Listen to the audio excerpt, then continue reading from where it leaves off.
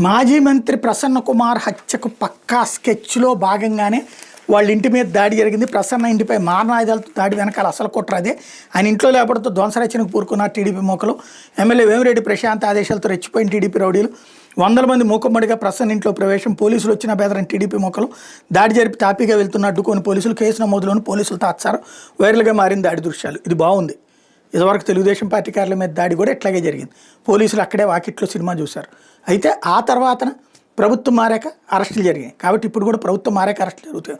అప్పుడు అది తప్పని చెప్పింది తెలుగుదేశం, ఇప్పుడు దాన్ని ప్రోత్సహిస్తుంది. ఇది నెంబర్ 1. నెంబర్ 2 వచ్చేటప్పటికి హత్యా ప్రయత్నం అని నేను అనుకోవట్లేదు. ఎందుకంటే నిన్న నేను ఈ వార్తలు ఫాలో అయ్యాను.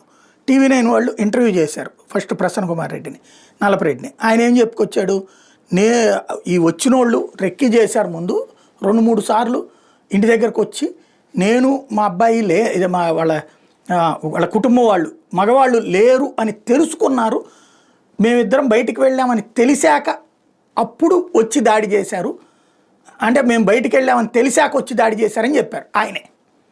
ఇప్పుడు హత్య కుట్ర అంటున్నారు. అంటే ప్రశాంత్ రెడ్డి మీద ఆయన చేసిన వ్యాఖ్యలు నెగిటివ్ అయినాయి కాబట్టి దాన్ని కవర్ చేయడానికి హత్య కుట్ర అనేటటువంటి విధంగా డైవర్ట్ చేసే ప్రయత్నం చేస్తున్నారు. ఖచ్చితంగా దాడి తప్పు, నో డౌట్. దాడి చేసిన ఉద్దేశం అయితే ఎవరి మీద కొట్టలేదు, ఆఫీస్నే ధ్వంసం చేశారు. లైక్ ఇదివరకు తెలుగుదేశం పార్టీ ఆఫీస్ని వైసీపీ వాళ్ళు ఎట్లా ధ్వంసం చేశారో గన్నవరంలో కానీ ఎన్టీఆర్ ట్రస్ట్ భవన్ దగ్గర కానీ అట్లాంటిదే ఇది.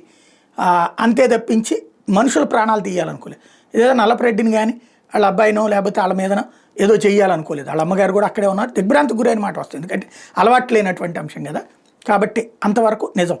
బట్ హత్యా ప్రయత్నం అనేటటువంటిది వీళ్ళు రివర్స్ కుకింగ్ స్టోరీ లాగా కనబడుతుంది.